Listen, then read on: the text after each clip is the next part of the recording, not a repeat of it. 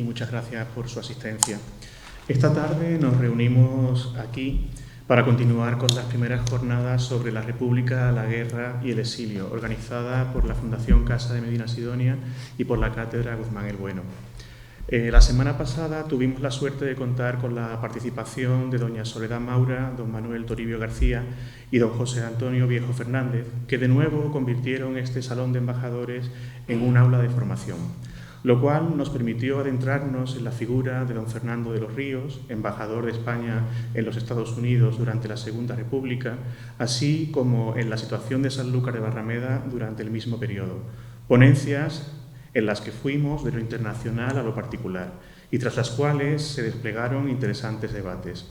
Hoy haremos lo contrario, yendo de lo local a lo más general, y para ello contaremos con las lecciones de don Rafael Montaño García y don Manuel Jesús Parodi Álvarez.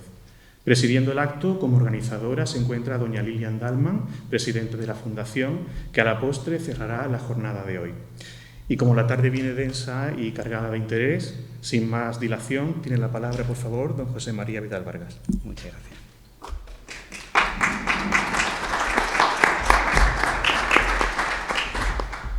Bueno, me gustaría comenzar este tercer encuentro de las primeras jornadas de República, Guerra y Exilio, agradeciendo a la Cátedra Guzmán el Bueno y a la Fundación Medina Sidonia por la organización de estas jornadas que yo creo que eran necesarias en Sanlúcar, y la verdad que yo creo que está teniendo una acogida bastante positiva. Bien, me estreno como presentador y lo hago con un conferenciante que me plantea un enorme reto, porque pocas veces se encuentra uno con una persona en la vida tan polifacética como Rafael Montaño García, a quien, si me lo permite, lo he calificado como un inquieto de la cultura. Y es que, entre sus muchas facetas, destacan la de coleccionista, presentador, conferenciante y autor. Primero me gustaría comenzar hablando de su faceta como coleccionista. Rafa es un gran apasionado del papel antiguo y esta pasión puede ser uno de los motivos que le ha llevado a ser escritor. Posee una de las colecciones de etiquetas cromolitográficas más importantes de España, con casi 60.000 piezas, muchas de ellas del siglo XIX. Gracias a este esfuerzo, puso en valor este tipo de coleccionismo, recuperando una parte importante de la historia publicitaria y artística de las bodegas del Marco de Jerez. Además, tiene una colección muy importante de prensa escrita, que va desde el siglo XVIII al siglo XIX. Como presentador, me gustaría destacar su programa Café de Levante, el cual lleva 8 años de emisión y cuenta con la friolera de más de 220 programas en emisión. Con él ha logrado recuperar un formato clásico de entrevista donde el invitado tiene la oportunidad de exponer su trayectoria sin ningún tipo de prisa ni censura. El éxito de su programa habla por sí solo y gracias a su formato ha logrado llevar la cultura a los hogares de todos los sanluqueños. Como conferenciante ha impartido diferentes charlas de divulgación en lugares como la Bodega Barbadillo, el Club Nazaré en Jerez, Monardes en Sevilla o los Ateneos de Sevilla y de Chiclana. Por último, me gustaría detenerme en su faceta como autor. Él ha realizado diversas publicaciones dedicadas a la historia de su amada Sanlúcar, donde ha abordado temas como la viticultura y la represión durante la Guerra Civil.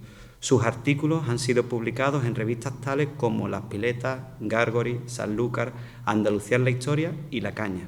También ha publicado artículos en libros como In Medio Orbe, Sanlúcar de Barrameda y La Primera Vuelta al Mundo. Algunos de los títulos de estos trabajos son La columna infantil militarizada de Sanlúcar de Barrameda, también Historia de los señores condes de Aldama, de la bodega al claustro, o Iconografía vinatera sobre la circunnavegación y la carrera de India. Además de los artículos mencionados, ha publicado 2 libros, titulados el primero, La industria bodeguera de la provincia de Cádiz en las exposiciones nacionales y universales en el siglo XIX, y el segundo, más reciente, La guerra civil y represión en Sanlúcar de Barrameda, 1936-1945, trabajo que, junto a Chema Hermoso, ha permitido recuperar uno de los episodios más trágicos de nuestra historia reciente. Fruto de los años de este trabajo, esta tarde va a presentarnos la conferencia titulada Los prisioneros en Sanlúcar, las prisiones en Sanlúcar de Barrameda durante la Guerra Civil 1936-1945. Y sin más dilación, le cedo la palabra al conferenciante.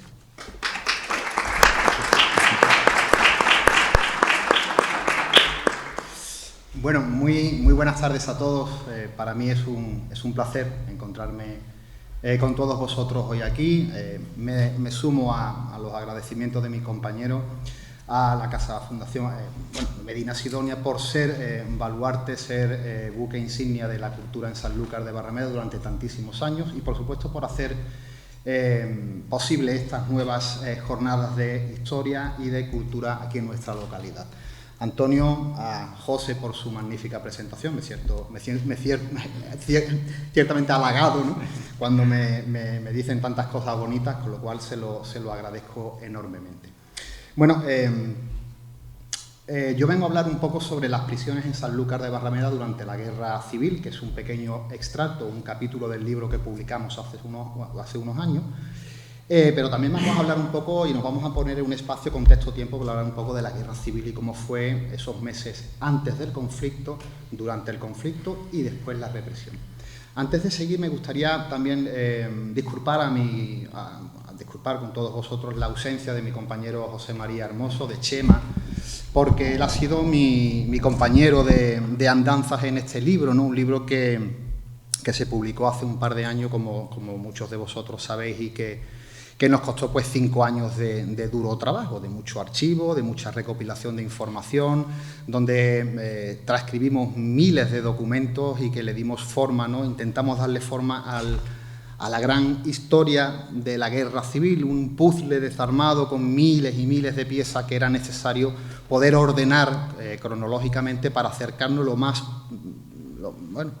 máximo posible a la historia que pasó en Sanlúcar de Barrameda los meses antes de la Guerra Civil, los días de contienda, de guerrilla, de enfrentamientos en nuestra ciudad, la pérdida de la ciudad y sobre todo la represión, ¿no? La represión que, en cierta manera, ha sido un tema poco conocido y poco estudiado, ¿no? Como digo, el libro en sí nace no porque, como ni Chema ni yo, pues, hayan sido nuestras líneas de investigación, ¿no? Como ha dicho José María, pues yo tengo una línea de investigación quizás un poco diferente, pero bueno, todo esto nace con la consecución de la fotografía, ¿no? Una imagen que representa a los presos en la Sala Nueva del Castillo de Santiago. Se les denomina Sala Nueva porque era una de las 2 salas que disponía el castillo para albergar a los prisioneros y de donde, cuando entraban en la Sala Nueva, su destino iba a cambiar, o iba bien a campos de concentración, a otros tipos de prisiones, o bien a ser fusilados. Con lo cual es una foto, yo lo he dicho en varias ocasiones, para mí yo pienso, y cada vez que la veo se me eriza la piel, ¿no? Porque pienso que es la imagen gráfica más potente, con más fuerza y más importante de la memoria gráfica sanluqueña de los siglos XX y XXI, para mí, sin lugar a dudas, ¿no? Con lo cual, cuando conseguimos la fotografía, pues empezamos a indagar para, bueno, poner en un contexto espacio-tiempo la foto, ¿no? Era importante saber cómo se había realizado, quién la había realizado, en qué fecha. Y bueno, estuvimos investigando durante algunos meses hasta que sacamos un artículo donde explicamos el origen de la fotografía y se publicó en la revista autonómica Andalucía en la historia, ¿no? Una foto que tiene una historia que ya muchos de vosotros quizás conocéis, ¿no? Y es ese fotógrafo que llega, era un torpedero alemán de la Kriegsmarine en esos días de septiembre de 1936, el tráfico fluvial hacia Sevilla para cargar pertrechos, armamento, munición, era constante, con lo cual el puerto de Bonanza vuelve a acoger a esos barcos de guerra y uno de ellos, pues a finales de septiembre, pues trae a este fotógrafo y bueno, ellos, la comandancia de Sanlúcar, la comandancia de militar, pues le da una cierta importancia a la visita, ¿no?, de los nazis a Sanlúcar, lo invitan a comer, le enseñan la ciudad y terminan en el Castillo de Santiago, donde toman esta instantánea, ¿no? En la instantánea, pues bueno, pues se puede leer comunistas encerrados tras cerrojos y barrotes en el viejo Castillo de Sanlúcar, ¿no? Con lo cual, este fue el génesis del libro, el génesis de la investigación. Pero claro, terminamos esa investigación, empezamos a seguir, tirábamos del hilo, que si los documentos que habíamos conseguido, estábamos transcribiendo mucha información y nos dábamos cuenta que teníamos muchísima documentación que no se había publicado y que era interesante darle forma. y con el que ya que estamos, al final pues terminamos haciendo el libro de la Guerra Civil y Represión en Sanlúcar, que, como vuelvo a repetir, nos llevó pues cinco años de trabajo, ¿no? Antes de entrar en el tema de las prisiones y de la cárcel, yo creo que sería importante poner en valor ese espacio, esos meses previos a la guerra, ¿no? Sanlúcar de Barrameda ciertamente no era más ni era menos que cualquier ciudad o cualquier pueblo de España, ¿no? Sobre todo en los meses previos a la guerra, donde nos encontramos con una conflictividad en la calle muy importante, no solo en Sanlúcar, sino en cualquier población. Hay facciones de izquierda, facciones de derecha, que generan una cierta conflictividad por sus intereses propios en la calle, con lo cual ya existía, digamos que un caldo de cultivo bastante importante para que se pudiera generar un golpe militar, ¿no?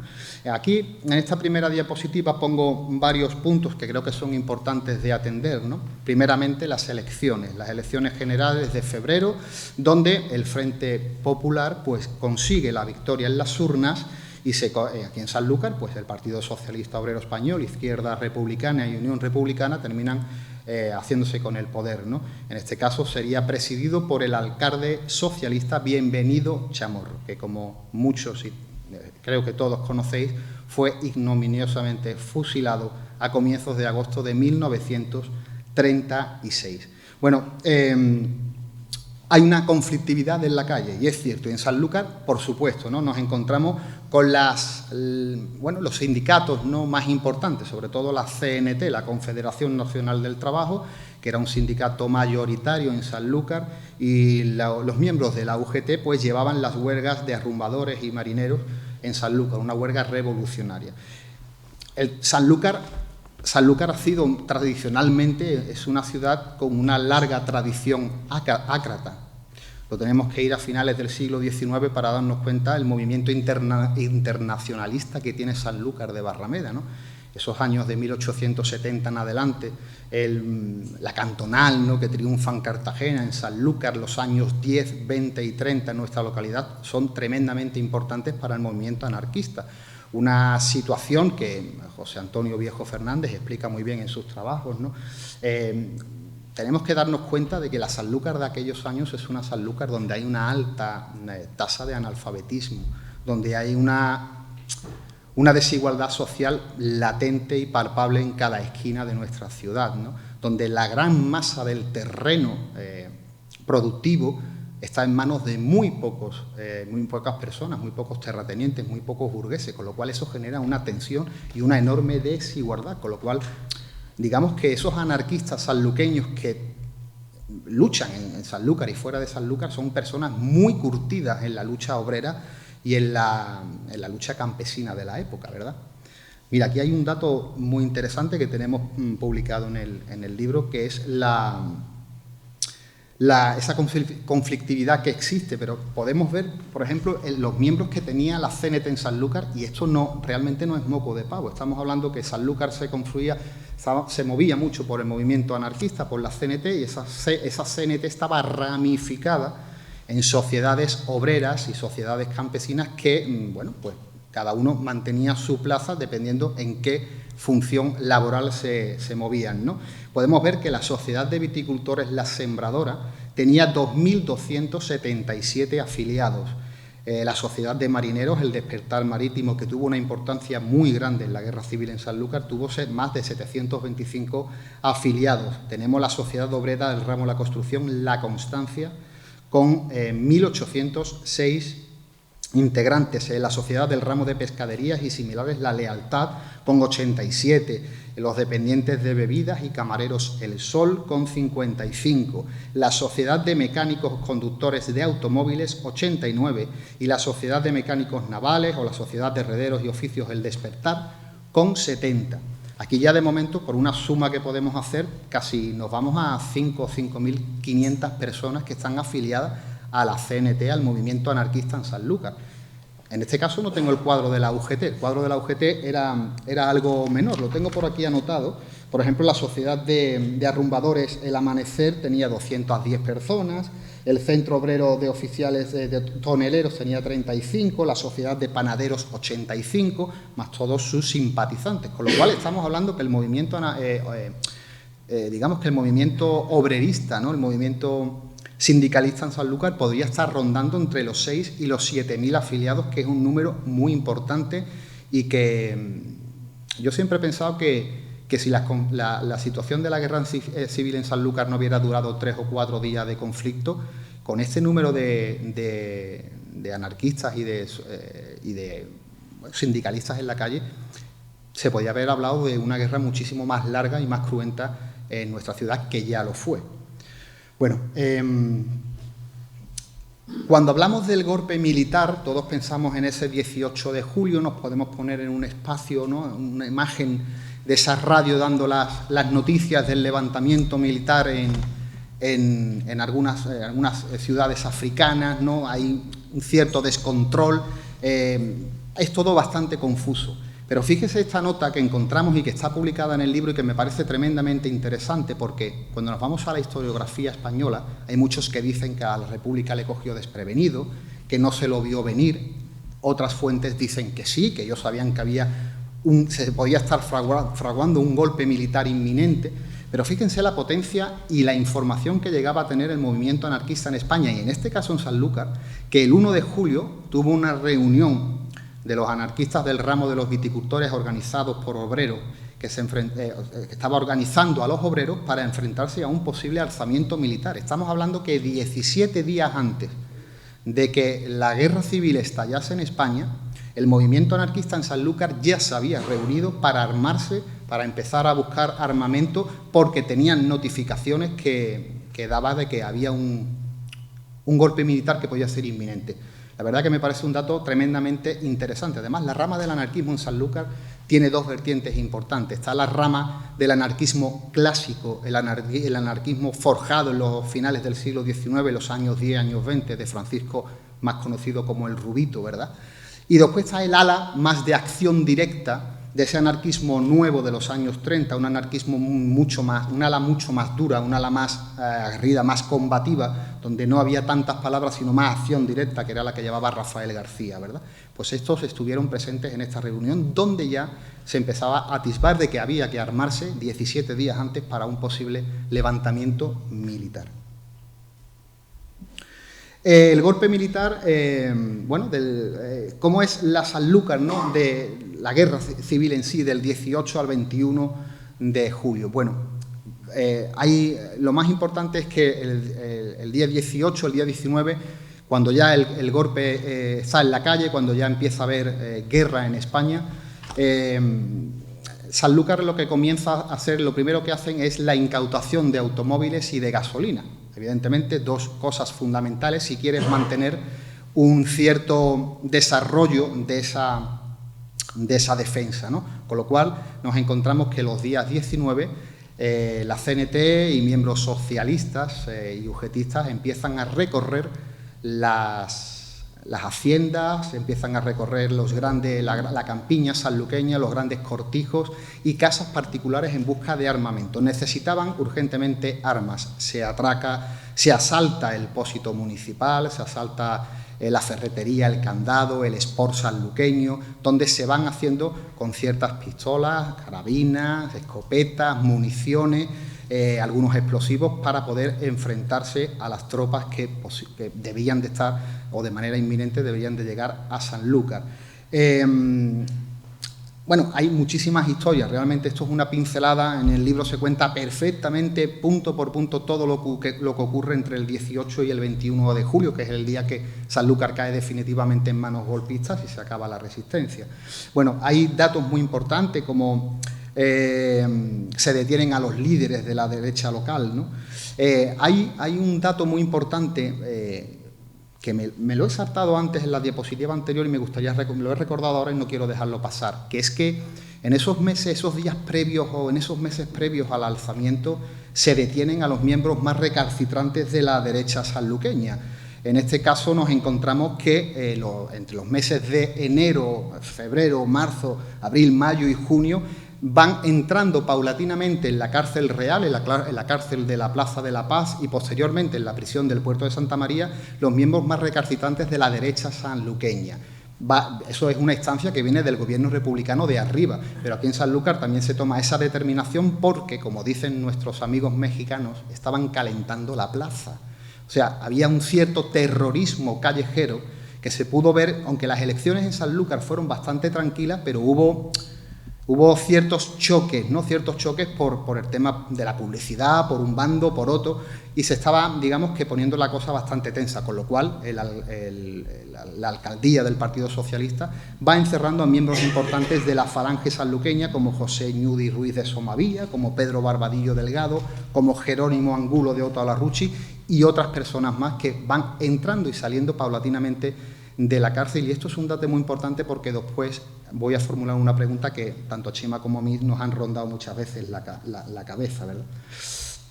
Bueno, nos quedábamos en este momento, el día 18, como hemos hablado, el día 19 comienzan los asaltos a las armerías, nos encontramos con diferentes tiroteos en zonas de la ciudad.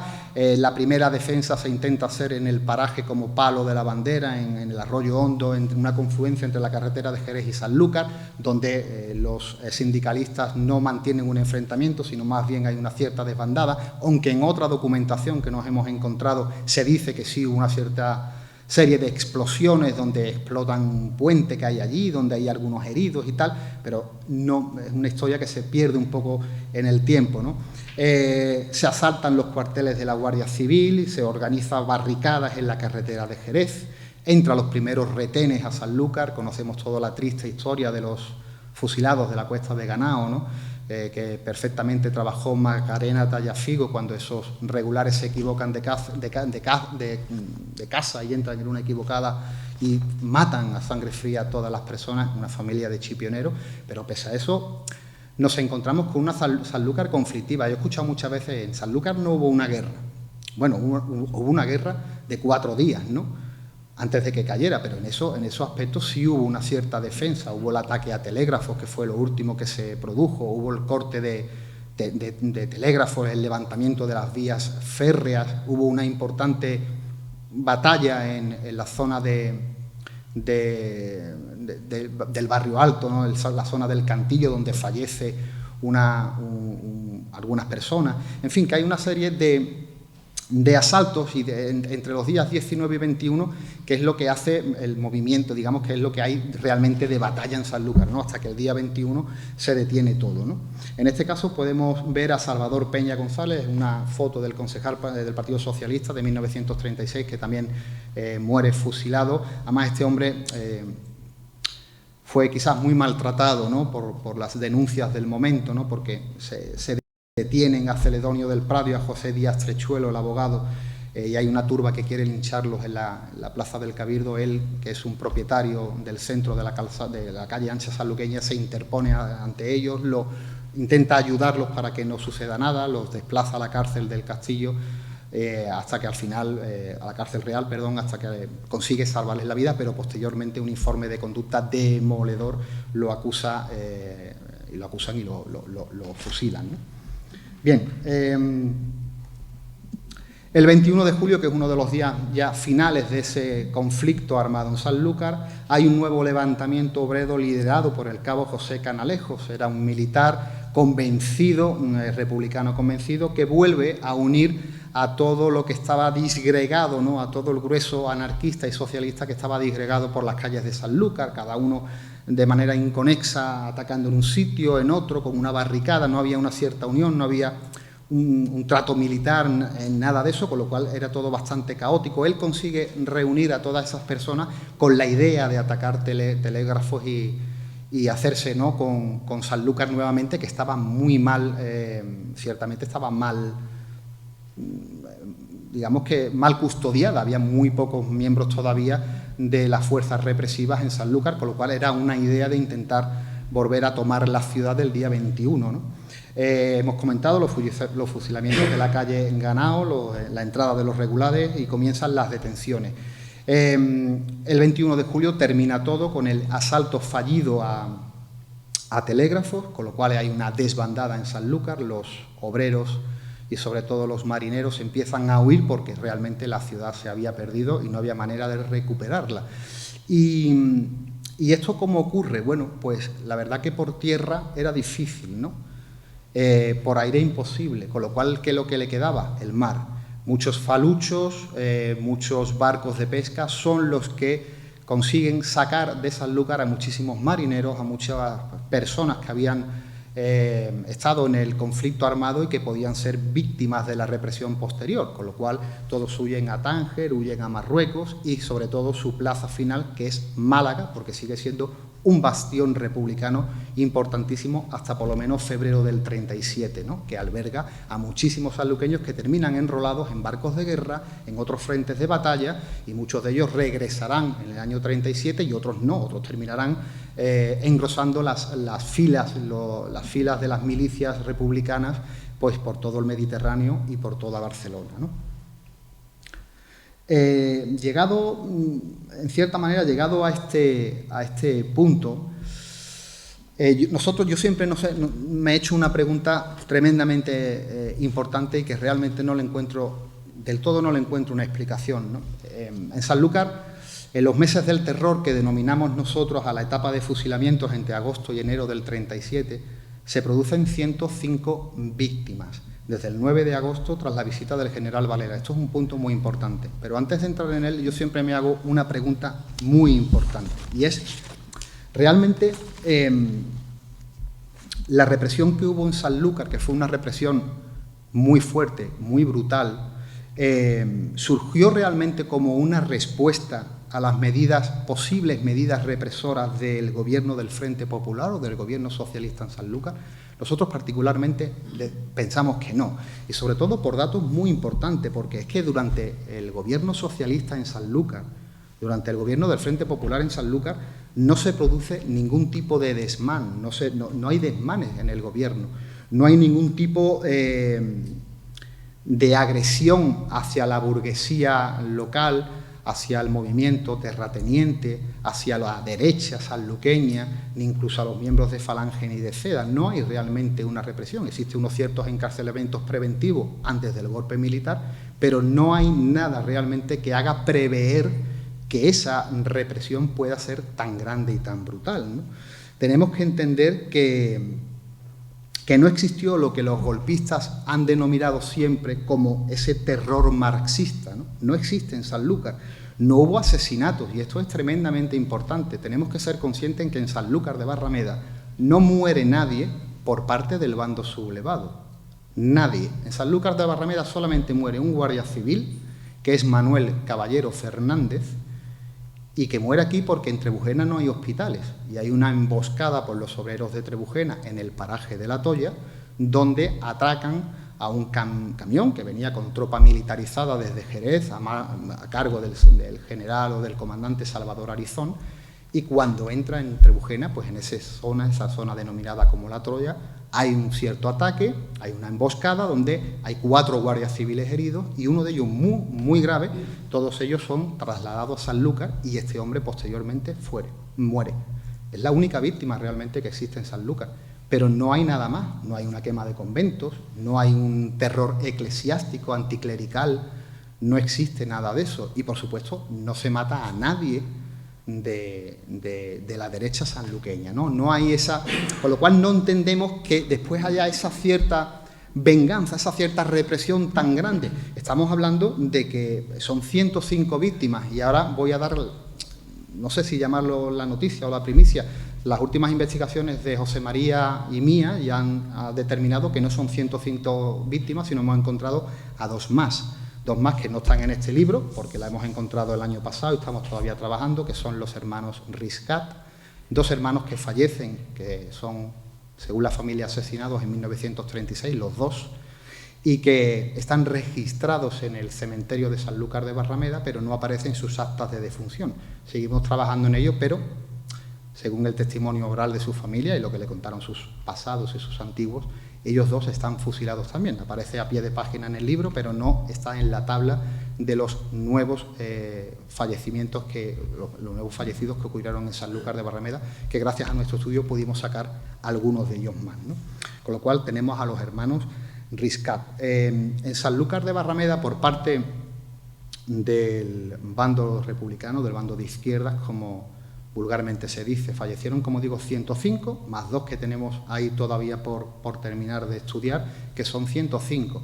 Por parte del bando sublevado, por parte de los miembros de la derecha, de los miembros de Falange, de Guardia Civil, fallecen 95 personas que están perfectamente recogidos en el libro, en el capítulo especial sobre los fallecidos en el bando sublevado, las batallas y tal, pero tenemos que entender que todos ellos mueren en el campo de batalla.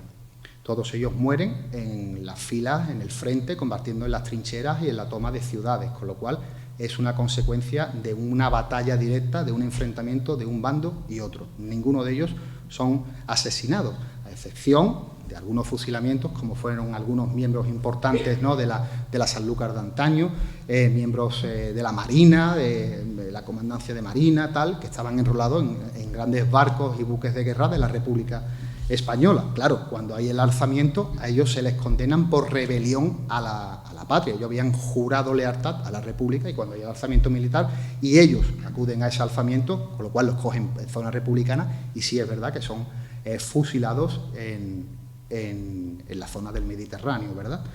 Bueno, pues eso es un dato para nosotros tremendamente interesante. Bueno, tenemos que la guerra, como decimos, termina el 21, ¿no? La guerra no es que terminara, pero el combate en Sanlúcar termina el 21 de julio. Las detenciones son inminentes y empiezan a detenerse a los primeros obreros el 25 de julio, ¿no? Aquí en este punto, bueno, aquí podemos ver, bien, de las 105 víctimas conocidos, solo se encuentran inscritas en el registro civil de Sanlúcar 52. Esto es un dato tremendamente importante. Hemos dicho que de las 105 víctimas que hemos podido localizar, que en este caso son las que ya se contabilizaban anteriormente, más las nuevas que hemos podido sacar y que están en este libro y que ahora os la voy a leer, nos encontramos que en el registro civil de Sanlúcar se encuentran actualmente 52 de ellas, son las que hemos podido localizar. De esas 52 hay 41 vecinos de Sanlúcar de Barrameda y hay 11 restantes que son de Chipiona. A esto le tenemos que sumar los que hemos encontrado inscritos en el cementerio de San Antonio, en el cementerio de Sanlúcar de Barrameda, donde podemos encontrar, un momentito,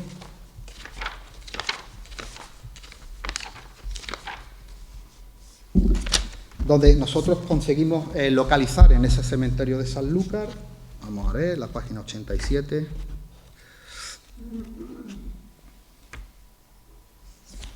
Nosotros conseguimos localizar en el cementerio de Sanlúcar, como vuelvo a repetir, a Salvador Peña González, a Enrique López Fajardo, a Rafael Raposo Pérez Gil y a José Sumariva Cuevas y a Diego López Prats. Son los que hemos encontrado inscritos en el registro oficial en el cementerio de Sanlúcar, con lo cual nos sigue faltando muchísima gente que no sabemos dónde está. Y esto es un tema importante.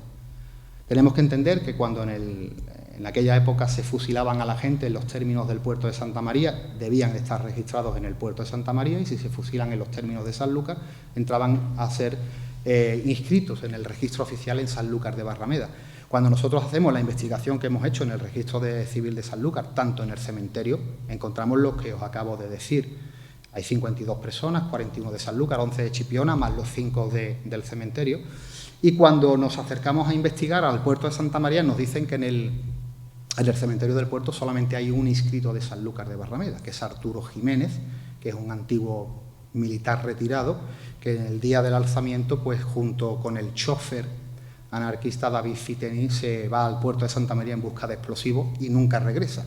Se queda en el puerto, combate en el puerto y al final es fusilado fuera de Sanlúcar. Y ese sí está escrito en el puerto, pero el resto no, con lo cual nos hace pensar dónde está el resto de las personas que fallecen en Sanlúcar, dónde están enterrados. Bueno, se habla de una fosa en el cementerio de Sanlúcar. Nosotros como historiadores, como investigadores, nos tenemos que basar en la documentación escrita En la documentación escrita, pues lo que encontramos es lo que acabo de decir, 52 personas, más 5 de aquí, y no encontramos el resto, con lo cual podíamos pensar que sí podría haber algún tipo de fosa en Sanlúcar. En este caso, los más viejos, los más antiguos, hablan de una fosa en las Majadillas, otros dicen que en el cementerio. De momento, son datos que no tenemos certeza ninguno de dónde podrían estar el resto de los fallecidos, ¿verdad? Bien, también hay otra importante pregunta que nos la hemos hecho varias veces. Esta es, ¿no? Vale. ¿Estaban planeados los asesinatos indiscriminados en Sanlúcar tras la conquista del 21 de julio de 1936 por las tropas y por el movimiento golpista? Bueno, nosotros en un principio, y después de haber leído y transcrito miles y miles de documentos, nosotros en un principio pensamos que no. Nosotros pensamos que quizás en un principio no había esa idea de querer hacer una represión tan brutal en Sanlúcar, dando los datos que os he dado, ¿verdad? Donde no hay fallecimientos por parte del bando contrario, ni hay esos excesos, ¿no? Con lo cual resulta un poco difícil. Nosotros en un principio pensamos que no, y además hay un dato interesante porque es que desde el 21 que Sanlúcar cae en manos franquistas hasta que empiezan los fusilamientos el 9 de agosto pasan muchos días donde hay una cierta represión, pero escasa, todavía es escasa, ¿verdad? Con lo cual, hay un punto muy importante en la provincia, hay una frase que es una frase de calado, una frase dura, una frase importante, digamos que como una metodología propia del momento, ¿no? Que la dice en este caso el general Mola, ¿no? Cuando dice aquello de que para conseguir el triunfo del alzamiento militar, este solo puede tener éxito si se practica una violencia extrema. Esa frase la dice el general Mola, se la traslada al general Varela. Y en Sanlúcar hay un punto de inflexión que es el 9 de agosto. El 8 de agosto. El 8 de agosto hay una reunión de importantes miembros de la CEDA, de Falange, de Guardia Civil, comandantes militares y, por supuesto, Varela en el Palacio de Orleans, donde esta premisa que había dicho Mola se lleva a cabo. Porque lo que no había ocurrido los días anteriores, y eso de que digamos que los golpistas tenían toda la información, porque lo primero que hacen, por supuesto, es cerrar los partidos políticos, clausurar los sindicatos y hacerse con todos los libros donde están todos los nombres, con lo cual ellos tenían toda la información a su alcance de quién eran los anarquistas más importantes, quién había sido los que habían organizado la resistencia, quién había sido los que habían organizado los combates, quién eran los que estaban promulgando la huelga revolucionaria, lo tenían todo. Pero en cambio hay una serie de días que se va metiendo gente, se va encarcelando, se va saliendo, se van tal, pero no hay una represión importante. Pero en cambio a partir del 8 de agosto y el 9 ya todo cambia, comienzan los fusilamientos. Bueno, en esta diapositiva, antes no lo he explicado, vemos los lugares de fusilamiento según el registro civil. La carretera del puerto de Santa María fallecen 16 personas, en la carretera de Jerez se fusilan a 3, en la carretera de Chipiona a 27 personas y en la carretera de Trebujena a 5. Bueno, los fusilamientos en Sanlúcar tienen dos partes muy diferenciadas. La primera es de agosto del 36 a enero del 37 y son llevadas a cabo por comandantes militares y por patrullas independientes de falangistas, ¿no? Y a partir de 1937 a 1942, todo esto en el panorama nacional también, por supuesto, al final se llevaría a cabo bajo los consejos de guerra sumarísimos, ¿no? Y bueno, lo demás. Fíjense, hay aquí un dato tremendamente interesante. Fíjese si se lleva a cabo una represión indiscriminada tras esas míticas frases del general Mola. Y os voy a poner un ejemplo muy importante. En San Fernando y Cádiz se llegan a matar a 536 personas y solamente fallece uno por parte del bando sublevado. Con lo cual, Estamos hablando de que la represión es tremendamente indiscriminada. 536 personas por un solo fallecido. Hay una enorme represión en Jerez, una enorme represión en Chipiona, una enorme represión en Trebujena y, por supuesto, también ocurrió, como vemos, en Sanlúcar de Barrameda. Bueno, las prisiones en Sanlúcar. Primera etapa. Cuando hablamos de las prisiones en Sanlúcar, tenemos que hablar de un depósito municipal carcelario como única entidad ramificado en dos centros, que es el Castillo de Santiago, que es una prisión habilitada, y la cárcel de toda la vida de Sanlúcar, la cárcel real, como se quiera conocer, o la cárcel municipal de Sanlúcar, una cárcel que ha funcionado desde mucho tiempo para albergar a los presos comunes, a los presos de otras localidades, un edificio histórico del siglo XVI, con una remodelación en 1716, que alberga un patio exterior y dos salas interiores, y como prisión habilitada, el Castillo de Santiago, que albergaba pues el patio y por supuesto las dos salas, la sala antigua y la sala nueva, como veremos ahora. También un edificio, por supuesto, como todos conocemos, histórico, siglo XV, segundo duque de Medina-Sidonia, y además que ya actuó como prisión años anteriores, ¿no? La Guerra de la Independencia, albergó a los presos que perdieron, los franceses, que perdieron la batalla en Bailén, después, posteriormente, a los miembros españoles que habían luchado contra los franceses cuando Sanlúcar es tomada por los franceses, también alberga a esos prisioneros y tiene 1000 funciones que ha tenido desde Lazareto, desde cuartel general, etcétera, etcétera, hasta Plaza de Toros, con lo cual ha funcionado de todo tipo, ¿no? Bueno, en Sanlúcar, la primera etapa de las prisiones, empiezan las detenciones el 23 y el 25 de julio, gente tan importante del mundo sindicalista como Manuel Ochoa Claro, presidente de la Sociedad de Marineros El Despertar Marítimo, a Cándido Duelmo Tolentino, de Izquierda Republicana, y también alberga esta prisión real, esta prisión de la Plaza de la Paz, a Bienvenido Chamorro como alcalde de Sanlúcar, a Eduardo Raposo Benito y a José Gutiérrez, ¿no? Y, como digo anteriormente, se utiliza conjuntamente con la cárcel del Castillo de Santiago.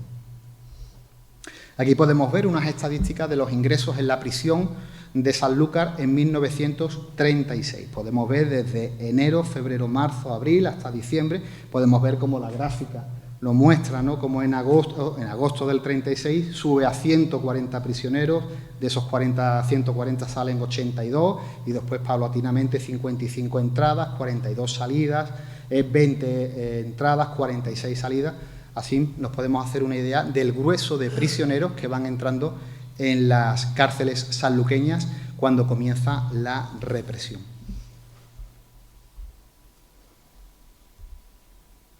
Bueno, para nosotros lo mismo que hemos dicho al principio, que tanto para Chema como para mí la fotografía de los presos ha sido algo fundamental para la consecución del libro. La piedra angular del libro, el corazón latente, ¿no?, del libro es el libro de preso, el libro del registro carcelario.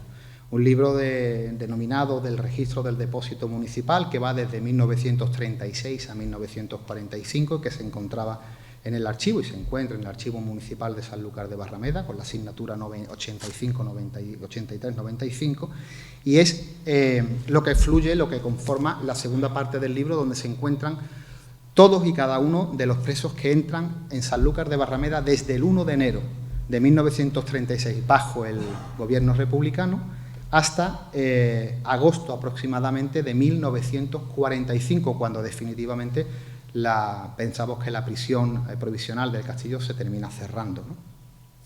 Esto para nosotros ha sido muy importante, igual que los informes de conducta, igual que las denuncias, todo eso hemos tenido que transcribirlo, ponerlo encima de la mesa y poder ir reconstruyendo poco a poco cada hora y cada momento de los días posteriores y de los días siguientes a la guerra y a la represión en Sanlúcar de Barrameda. Esto es una imagen que podéis ver de ese libro carcelario en Sanlúcar de Barrameda. El libro estaba compuesto por el nombre, por el apodo, la edad, el estado, soltero o casado, el oficio, el nombre de los padres, la naturaleza, de donde era. Encontramos también bueno, aquí la provincia, el domicilio donde estaban, la fecha de ingreso y de salida de la cárcel, a dónde iban, cuando lo sacaban, a qué disponibilidad, a qué digamos que a qué zona iba, si iba, no sé, digamos que si iba a un territorio de la segunda región, si iba por un comandante militar, si iba por un juez, a qué zona saldría, la fecha de salida del castillo y otras observaciones donde se indica el paradero del preso. Pues va a Rota, va a Cádiz, a la prisión del puerto, al puerto, cuando normalmente ponían el puerto era que iban fusilados, y aquí es donde nosotros podemos sacar cuando iban a ser fusilados, sobre todo por dos datos importantes. Primero, nunca ponía que iban a ser fusilados, eso era evidente, sino ponían que iban a ser trasladados al puerto de Santa María y sobre todo a la hora. Las horas de fusilamiento, las horas de salida eran entre las 1:30, las 2 de la mañana y las 5 de la mañana. Cuando esos horarios se daban en la salida y dirección al puerto de Santa María, su destino era ser fusilado en la campiña del Marco de Jerez. Bien, el Castillo de Santiago comienza a usarse como prisión en agosto del 36, como hemos contado, por el elevado número de presos. Los más destacados se quedan en la cárcel municipal, y esto es cierto, los políticos más importantes del Frente Popular no entran en la cárcel del Castillo, sino entran en la cárcel real de la Plaza de la Paz. Se distinguen dos espacios, en este caso en el Castillo de Santiago, uno que es la Sala Nueva y la Sala Antigua.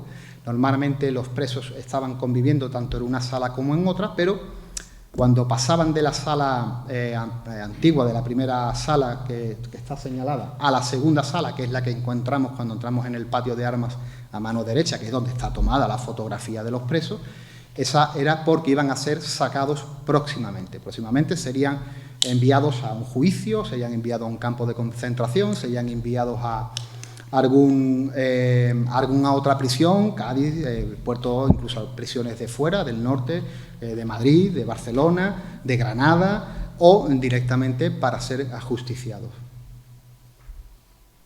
Bueno, esta es la imagen de la Sala Nueva, donde se toma la fotografía del libro. Esa es la misma imagen donde encontramos a esa veintena de presos. ¿Vale? Los detenidos que debían ser trasladados pasan a la Sala 9 y desde allí eran montados en camiones, siempre entre las 1:30 y las 2:30, incluso hay algunos que a las 5 de la mañana saldrían para un triste destino, ¿no? Aquí tenemos una documentación original del momento donde se va indicando los presos que estaban en ese momento en la Sala 9. Bien, bueno, antes de entrar, mira, antes de entrar en esta diapositiva, hay un dato importantísimo, ¿no? Hay dos datos importantísimos que quiero resaltar, ¿no? Evidentemente, cuando la guerra termina, entendemos como prisión habilitada una prisión que se habilita, ¿no? Digamos que necesitan un centro más amplio para meter a la ingente cantidad de presos que está generando la represión. Y esto aumenta enormemente en el año 39. El Castillo de Santiago tiene dos partes fundamentales, abre en dos partes, primero del año 36 al año 37, se cierra en el año 37, aunque empieza a albergar a militares y tal, pero se tiene que volver a abrir en el año 39, que ya dura hasta el 40 y tantos, porque realmente se empieza a tener una ingente, hay muchísima represión en Sanlúcar, una represión que va puerta por puerta, familia por familia, y que empieza a albergar muchísimos presos en la cárcel de Sanlúcar. Con lo cual, ese enorme contingente de personas se estaba convirtiendo para el régimen franquista en un verdadero problema. No podían mantener, no podían llevar a cabo el tema de tener tantísimos presos, ¿no? Con lo cual hay una norma interesante que tenemos que conocer, que es la creación del Patronato Central para la Redención de Penas por el Trabajo. Este dato es importante, es la manera que tiene el Estado franquista de poder aliviar la presión enorme que se estaba llevando en las cárceles españolas y sobre todo, y también por supuesto, en la cárcel de Sanlúcar, ¿no? Es ideado como una forma de solventar el inmenso número de presos que se hacinaban en condiciones penosas en las cárceles habilitadas al respecto en toda España. Esto está fundado con un concepto de adoctrinamiento, ¿no? Además, su nombre lo indica. Patronato Central para la Redención. Redención. El gobierno franquista entiende que ellos tienen que redimir, que los culpables de lo que había pasado en España eran ellos. Y tienen que redimir sus culpas y tienen que redimir los errores cometidos contra los pilares fundamentales del Estado franquista, del nacionalcatolicismo, ¿no? La patria, la religión católica, la Iglesia. Hay que redimirlos. Y una manera de redimirlos es creando el Patronato Central de Redención por Penas por el Trabajo. Además, como digo, está fundado de manera perfectamente organizada, perfectamente estructurada por mentes del momento acercadas al general Franco para poder no solamente desaguar a los presos de las prisiones, sino aprovecharse de ello, aprovecharse del trabajo de obra esclavo y barato que eso les llevaba y que les podía gestionar, ¿no? Esto, en este caso, lo llevan a cabo los ideólogos de este proyecto de redención de penas, lo hace el jesuita Pérez del Purgar y Máximo Cuervo, era un general del momento, que son los que idean y llevan a cabo el tema de redención de penas por el trabajo, que esto llega, por supuesto, a Sanlúcar. Fue fundado bajo la normativa del 7 del 11 de 1938, basado en el decreto número 281 de mayo de 1937, estableciendo la remuneración y reducción de condena de los prisioneros de guerra y presos comunes. Esto se forma, como digo, en un decreto ya en principio en 1937, termina convirtiéndose en una realidad del 7 de noviembre del 38 y está ramificado en colonias penitenciarias militarizadas, en batallones de soldados trabajadores, en batallones disciplinarios y en destacamentos penales a campos de trabajo, ¿no? ¿Esto qué incluía? Pues el régimen franquista decía, bueno, pues yo por cada 2 días de trabajo de los presos les resto 1 de condena. Aparte le voy a pagar por su trabajo, pero esto evidentemente es una trampa, ¿no? Le voy a pagar diciendo que le voy a dar 2 pesetas al preso, pero de esas 2 pesetas al preso se le va a restar 1,50 por manutención, que ya os podéis imaginar la manutención de un preso en el año 40, y esos 50 céntimos finales iban pues, a las mujeres, a la familia, a la mujer en este caso del preso. ¿Cómo se lleva eso en Sanlúcar? Bueno, pues ellos estiman que una personalidad, en este caso una mujer de la sociedad femenina de Falange, caritativa, una mujer piadosa del mundo religioso, es la que va a llevar la contabilidad, la que va a llevar un listado donde se va a decir los presos sanluqueños, en este caso, que deben de recibir esas 50 pesetas, ¿no? Esos 50 céntimos, que es lo que le va a quedar de esas 2 pesetas y media, ¿verdad?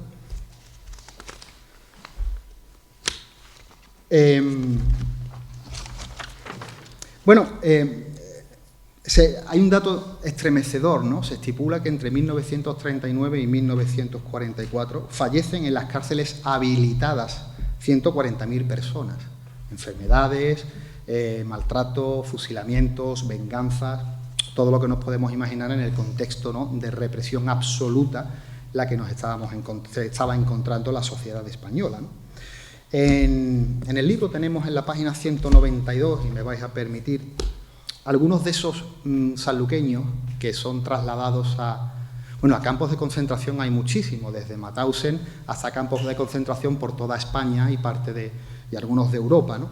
Pero algunos que van a esos batallones disciplinarios, ¿no?, para redimir esas faltas, sobre todo por la ley de tasas, ¿no?, por el tema del extraperlo y tal, ¿no? Aquí hay en la página 192, permitidme un momento, nos encontramos, pues mira, sanluqueños enviados a campos de concentración. Pues tenemos a Manuel Ballesteros Núñez, que es trasladado al campo de prisioneros de la Almadraba, al campo de concentración de la Almadraba.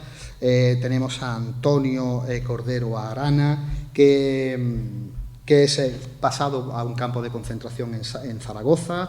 Tenemos a Juan Cuevas García, tras un consejo de guerra fue trasladado a Rota, al campo de concentración de la Almadraba, a Manuel Díaz Torres, a otro campo de concentración, a Salvador García Arana, a campo de concentración de Albatera en Alicante, campo de concentración de la Plaza de Toros de Alicante, a Rafael García Muñoz. En fin, hay una lista enorme donde podemos encontrar a todas esas personas. Incluso muchos de ellos van a batallones disciplinarios en Anclares de Oca, ¿no?, a un pueblecito de Álava, donde empiezan a construir una serie de puentes y de presas y tal, ¿no? Con lo cual, podemos ver cómo esa represión que empieza a haber en España tiene que ser fluida de alguna manera, en este caso con la reducción de penas por el trabajo. Pero ¿por qué encontramos en una represión tan enorme? Fíjense, este dato para mí, esta ley para mí es brutal, ¿no? Hay una ley que es la que organiza, la que hace que cualquier persona en España pueda ser fácilmente represaliada, perseguida y además llevada a la ruina y a la muerte prácticamente, ¿no?, que es la ley de represión, digamos que es la ley de responsabilidades políticas. Es una ley ideada para el aniquilamiento total de los perdedores de la guerra civil. La Ley de Responsabilidades Políticas fue creada el 9 del 2 de febrero de 1937 y serviría no solo como sustento a la legalidad del nuevo Estado, sino como una base ideológica para la destrucción y aniquilamiento total de los derrotados, los cuales eran acusados de ser los únicos responsables de la destrucción de España, el catolicismo y el sentimiento patrio. Lo más peligroso que tiene esta ley es que tiene un carácter retroactivo. No se está juzgando a una persona después de la guerra, se está juzgando a una persona desde octubre de 1934, cuando estaba en vigencia el gobierno republicano. Con lo cual, y fíjense lo fácil que era para el organigrama franquista poder encarcelar a quien quisiera, desde un miembro de un partido democrático, de un partido político, desde un sindicalista, desde alguien con ideas de izquierda o desde alguien, no sé, con cualquier pensamiento totalmente alejado de sus convicciones políticas. Desde octubre del 34 en España se podía condenar a cualquier persona, con lo cual eso genera una represión de puerta por puerta, una, otra, no se escapa nadie. Tienen la ley en su mano, la ley les ampara. Es que usted en el año 34 participó en una huelga de... Sí, es que usted en el año 34 estaba afiliado a Izquierda Republicana. Ya, pues para ello era un delito, en el año 39, o sea, en el año 37. Con lo cual era tremendamente grotesco, ¿no?, cómo se imparte esa ley, y esa represión termina siendo brutal, ¿no? Decía además una frase muy buena, ¿no?, que lo sintetiza Santiago Vega Sombría, el profesor, escritor, que dice que se obviaba que desde esa fecha hasta el 18 de julio del 36 había existido un Estado democrático que reconocía la libre sindicación y afiliación a los partidos políticos y sindicatos, el derecho a la huelga, a la manifestación y a la expresión de unos ideales políticos y sociales. Con lo cual, podemos entender por qué se llenan las cárceles, ¿verdad? Con la ley de responsabilidades políticas entraba en la cárcel cualquiera desde el año 34 en adelante, más los sumados a la guerra civil, más los sumados a la posguerra, con lo cual las cárceles estaban llenas y se idea la redención de penas por el trabajo. Bueno, 1 de septiembre tiene lugar un conato de motín. Esto ya son algunas cositas que hemos ido sacando sobre las prisiones, ¿no? El 1 de septiembre tiene lugar un conato de motín.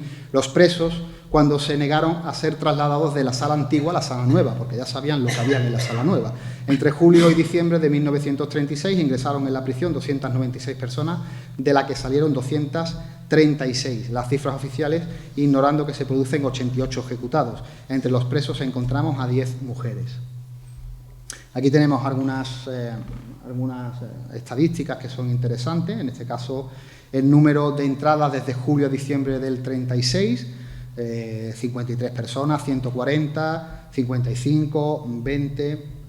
Bien, en el año 37 es un dato importante porque es el final de la primera etapa del Castillo de Santiago, es cuando se cierra el castillo, es la conquista de Málaga por las tropas de Franco en febrero, y en este momento regresan muchísimos marineros que se habían huido en agosto del 36 y que vuelven a Sanlúcar. Y posiblemente esa manera que tuvieron de actuar les evitaron de la muerte. Si se hubieran quedado en Sanlúcar serían fusilados seguro. Cuando llegan en febrero del 37 ya en Sanlúcar no se está fusilando a nadie, han parado los fusilamientos, lo que sí existe es una represión atroz. Y muchos de ellos, la mayoría que regresa, pensando de que estaban a salvo, al final terminan siendo pues, juzgados bajo juicios sumarísimos y la mayoría de ellos se han trasladado a campos de concentración, a campos de trabajo o a otras prisiones españolas, ¿no? El cierre del castillo se convierte, como hemos dicho anteriormente, en un cuartel militar. Entradas y salidas en la prisión en 1900, no lo veo. Bueno, lo tengo por aquí.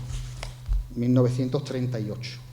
Aquí tenemos otros datos, desde enero a diciembre, donde podéis ver en la gráfica la entrada y la salida de los diferentes presos que van entrando en las dos prisiones. La cárcel municipal, 1938-1939. A partir de la clausura de la fortaleza, los arrestos se limitaron casi exclusivamente a delincuentes comunes o que habían mostrado una conducta inapropiada con el nuevo régimen. Hay algunos ejemplos, como Manuel Galán Pérez, el cual fue detenido por manifestar que Bilbao no había sido tomada por las tropas nacionales, con lo cual se le encarcela, o José Leirana Carrión, comerciante, por haber dirigido frases injuriosas contra un grupo de falangistas, o uno de San Juan de las Cabezas, que recuerdo ahora que en el Café Colón tocaban el himno, se tenía que poner todo el mundo a mano alzada, ¿no? Típico saludo fascista, y él dice que él no interrumpía su cena para saludar al fascismo, con lo cual lo detienen, cosas bastante más cotidianas y típicas, ¿no?, de esos años, ¿no? Los detenidos eran enviados a cumplir condena a la prisión provincial de Cádiz y, si eran muy graves, al penal del puerto de Santa María. La cárcel real solo contaba con dos grandes salas divididas en dos plantas junto a un pequeño patio trasero porticado. Entradas y salidas de la prisión en 1938. La fuga, bueno, hay una cierta fuga, este dato es interesante, lo vais a encontrar en el libro. Existe una fuga que es la de Pedro Díaz Vázquez y Manuel Merino Cea. La información, ahí tenéis el documento oficial, el documento original, que indica que los señores Díaz Vázquez y Merino Cea, los cuales, aprovechando que el guardia Francisco Velázquez Sevilla los traslada desde la celda donde se encontraban al patio, se arrojan encima del carcelero y lo meten en otro departamento, le quitan la llave y salen fuera y consiguen huir sin ningún tipo de vigilancia. Tengo que decir que a día de hoy nadie sabemos dónde están estos dos señores. Bueno, la reapertura del castillo en el año 39, como hemos contado al final, termina abriéndose esto. Esto es muy interesante porque desde el cuartel general de la Segunda Región Militar se envió al ayuntamiento de la ciudad un impreso para que informaba sobre los distintos datos relacionados a la capacidad y alojamiento, el personal, ganado, porque la intención que tenía el general Queipo de Llano era establecer un campo de concentración en Sanlúcar de Barrameda. En este caso, estaba previsto que se construyera en el Pinar de la Argaida, un proyecto que no se llevó a cabo, pero que sí se estuvo barajando durante mucho tiempo, y al final ese campo de concentración, que iba a estar destinado en Sanlúcar, pasaría al campo de concentración de Rota, lo que se conoció como el campo de la Almadraba. Fíjense esto, hemos hecho aquí una pequeña gráfica, pero es exactamente una representación tal cual fidedigna de lo que se encuentra en esa documentación que encontramos en ese año para ver qué es lo que tenía Sanlúcar para albergar tropa, ganado, munición, incluso un campo de concentración. En esos años encontramos que tenemos un cuartel con 400 tropas, tenemos hospitales, hay 2 que están ocupados, preguntan por los cortijos, por los colegios, dicen que hay colegios, que hay un colegio y que hay 650 personas de tropa metida dentro, cobertizos, asilos, teatros, cines que hay de verano, hoteles, plazas de toros, graneros, almadrabas, fábricas. ¿Cómo se encontraba el Castillo de Santiago? Bueno, el Castillo de Santiago era una prisión habilitada, pero una prisión tremendamente ruinosa, ¿no? Yo tengo fotos del castillo de los años 60 que está en un desastre, no es como ahora, ¿no?, que está perfectamente cuidado gracias al trabajo de Álvaro, ¿no? Con lo cual nos encontramos un castillo en muy malas condiciones. Y desde el Estado Mayor franquista, se le pide información de cómo está ese castillo para ver si puede albergar más presos o se puede convertir en un campo de concentración igualmente, ¿no? Con lo cual encontramos, y esto es textual de la información, el Castillo de Santiago es un edificio propiedad del Estado. Se encuentra ocupado por un destacamento de infantería. Sobre las características de este edificio se informó por esta oficina número 47 del 26 del 37, en actualidad no tiene agua potable y los servicios de cocina están muy abandonados, precisando un reparo general, un adecentamiento en la mayor parte de él y en las cuadras. Abril del año 39, información del Archivo Municipal de Sanlúcar de Barrameda. Nuevas entradas y salidas desde 1900, estas son las generales, las globales, ¿no? Las entradas y salidas en las prisiones sanluqueñas desde el 36 al 45, aquí tenemos 354, 290, en el año 36, el año 37, bueno, para no leerlo yo todo, lo podéis ver ahí, las diferentes entradas y salidas totales de la prisión.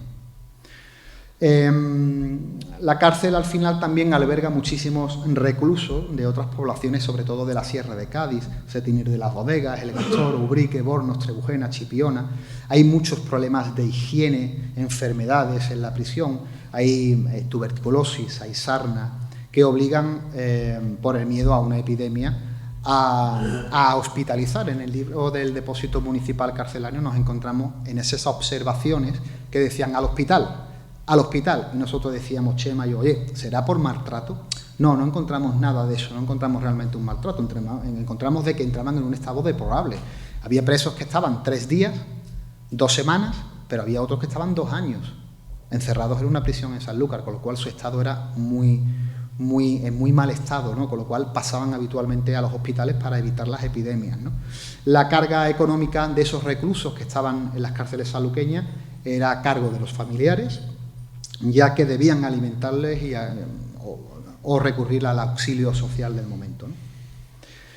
Funcionarios de la prisión, bueno, esto es un dato que hemos metido, algunos nombres de algunos funcionarios de aquella época: Francisco Guillén, cabo de la Guardia Civil, encargado del castillo; Manuel González Ruiz, alcaide del castillo; Juan Muñoz, el Gonzalito, famoso Gonzalito, que le pasó muchísima información a Manuel Barbadillo para que hiciera su libro de exilio, ¿no?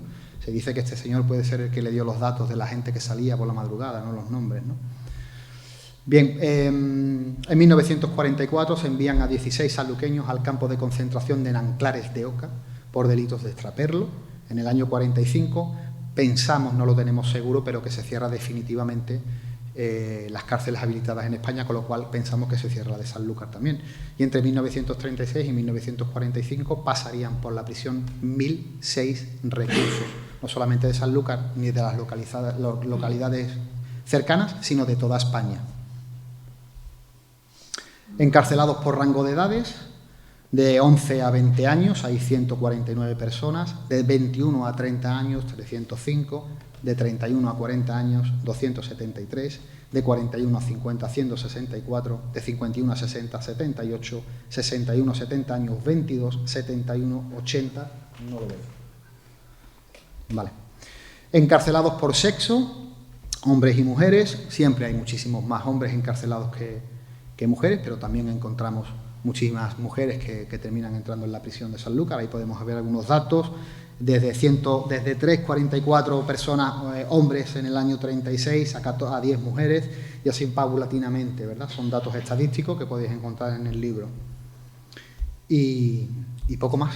Con esto yo particularmente daría la conferencia por finalizada. Es un trabajo que nos ha llevado muchísimo tiempo. Hemos sacado muchísima información que era necesaria para entender un poco más cómo fue la historia social y política de la Sanlúcar de entreguerra, de la Sanlúcar de la guerra y la Sanlúcar de la represión. Y bueno, por mi parte ha sido todo un placer estar con todos vosotros aquí y muchísimas gracias.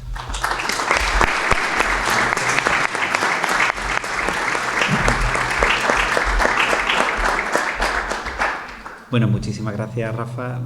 La verdad que yo creo que me quedo como el público, una conferencia brillante y sobre todo un tema al que considero que que había una deuda, la historia le tenía una deuda con este trágico episodio, y la verdad que había hecho una labor fundamental, Chema y tú, en recabar este episodio tan trágico de nuestra historia reciente, y en el que todavía queda muchas sombras que ir sacando poco a poco. Yo lo he comentado muchas veces, incluso en este mismo foro, ¿no? Para nosotros ha sido un trabajo tremendo, ¿no? Grandísimo, pero un trabajo que psicológicamente nos ha costado mucho, ¿no? Porque es un tema siempre muy difícil.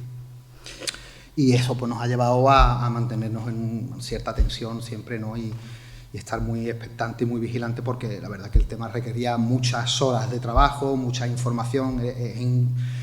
Imagínense llegando sobres a cada momento de sumarios de 350, de 400 y de 500 páginas a cada momento en nuestra casa, ¿no?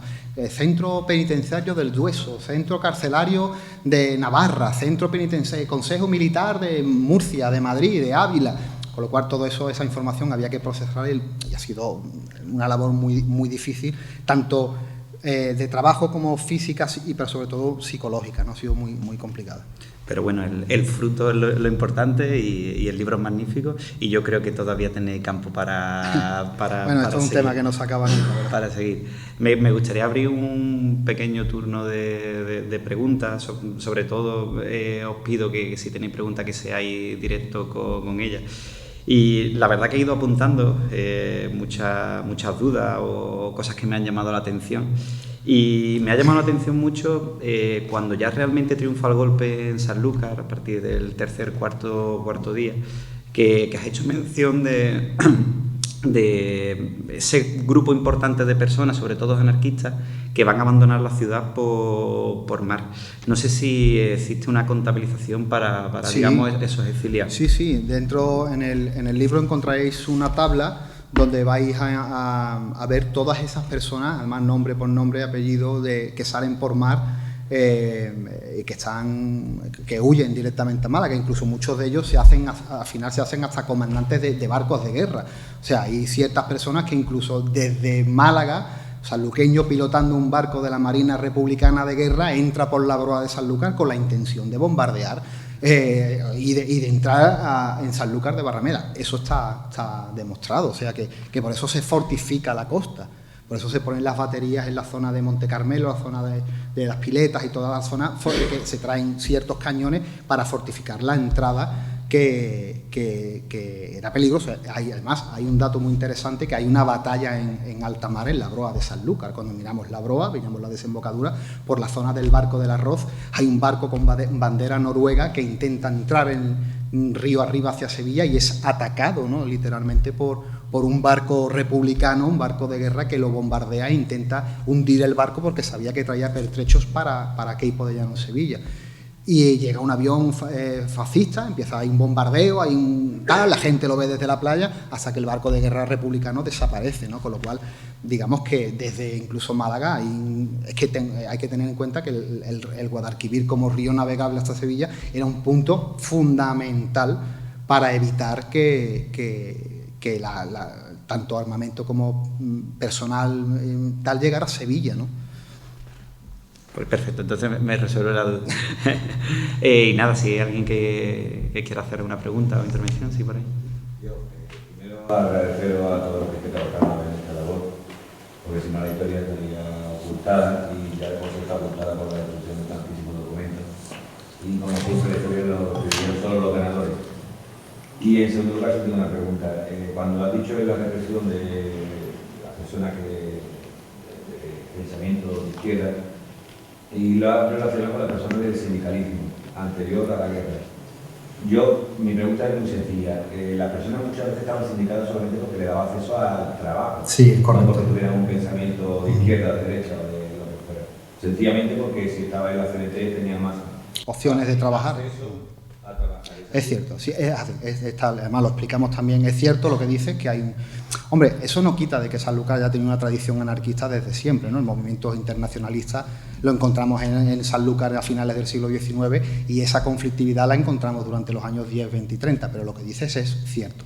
Hay un gran número de afiliados a CNT, porque también es verdad que era una manera de poder conseguir un puesto de trabajo en una Sanlúcar tremendamente precaria. Totalmente correcto. Gracias. Sí, ¿alguna pregunta? ¿Alguien más que tenga alguna duda? Sí, por ahí. Enhorabuena por el trabajo que hemos hecho. Gracias. En el año 1941 se ve que hay como un incremento de la población que entra en las prisiones. ¿Sabéis si alguna? Sí, por la ley de tasas. Llega el hambre, no hay alimentos, no hay trabajo, tenemos una España destruida, media España está en la cárcel, la otra media intenta recomponerse de lo ocurrido, con lo cual comienza el extraperlo. Entonces la ley de tasas empieza a perseguir a toda gente que empieza pues a vender alimentos, a vender combustible, cualquier producto de primera necesidad, con lo cual hay un repunte, pues, sobre todo por el tema de la ley de tasas, ¿no? Que la mayoría de esos son trasladados años más tarde a los campos de trabajo para redimir sus penas por el trabajo también, ¿no? Como explicamos anteriormente, por ejemplo, al campo de Nanclares de Oca en Álava, pero sobre todo por la ley de tasas. ¿Alguna pregunta más? ¿Se fusiló alguna mujer? ¿Perdón? ¿Se fusiló alguna mujer? ¿Alguna mujer? ¿Qué dice fusiló? ¿Pero mujer me dice? Sí. No, pero sí sufrieron una cierta represión. Aquí contamos la historia de una mujer que van a su casa, a su marido se lo llevan, lo matan y no con eso vuelven ahí a su casa, la sacan a ella y la rapan, la dan aceite de ricino y la pasean por la ciudad. Una práctica que solía pasar. La mujer sufre una represión. Es una pregunta tremendamente interesante porque al final la mujer termina sufriendo una doble represión, no solamente por la pérdida de sus maridos o por los huidos que están perdidos, sino porque cuando termina el alzamiento, ellos son las responsables de, oye, ¿tu hijo está? Es que tu hijo, tengo entendido que en el año 35 estaba afiliado no sé qué. Es que me han dicho que en el año 36 lo vieron con una escopeta bajando.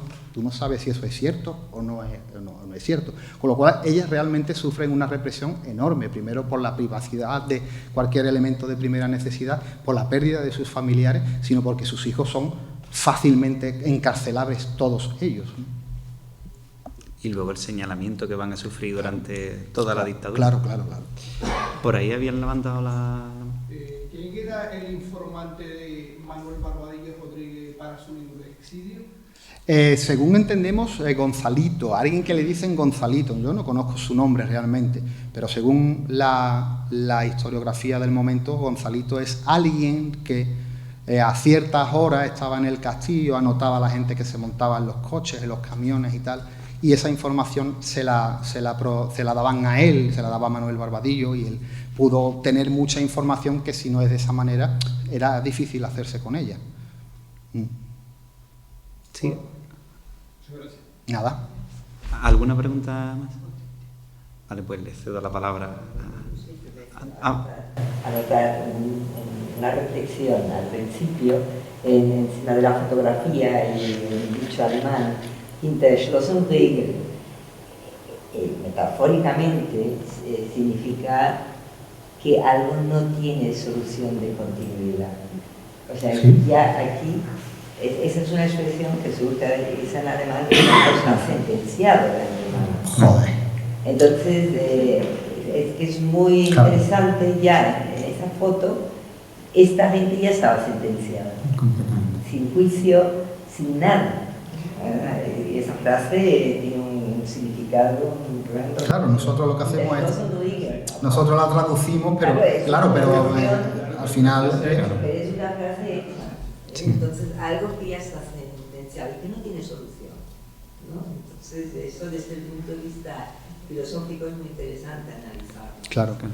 Además, el contexto histórico de estas fotografías nos podemos imaginar cuando vemos las películas de la Guerra Civil, de la Primera Guerra Mundial, ¿no? Las ciudades engalanadas, ¿no?